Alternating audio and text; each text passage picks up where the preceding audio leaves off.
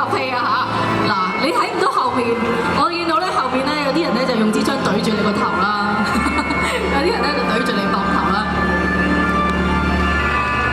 提一提後面4位殺手，喺度提一提後面4位殺手，記得一陣間真係射背脊好啦嚇，淨係背脊好啦，唔好周圍亂射，因為都可以個射程射得好遠㗎。好啦，如果你哋準備好嘅時候，子成哥你開始標下究竟邊個對你開呢一槍啦？射背脊啦嚇！你哋4位商量好未？佢哋傾緊啦。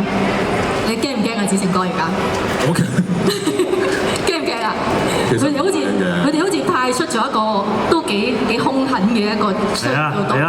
咁兇狠，後邊佢個個都好善良喎，冇乜理由嘅其實。係啊，你哋準備好未？咦，佢哋喺度研究緊，佢哋喺度唔使講咁耐喎。嚟得啦！好啦，嚟得啦！準備請呢位殺手射背脊，係射背脊。哦，好，射咗啦已經。邊個話唔痛嘅話？痛唔痛啊？係邊個啊？嗱，根據我推測，嗰子彈係由我右背呢度穿入去嘅。係。咁好明顯咧，個角度係就係由左邊嗰個人將支槍拎到去右邊，然後射我嘅。哦。所以你個答案係海琪。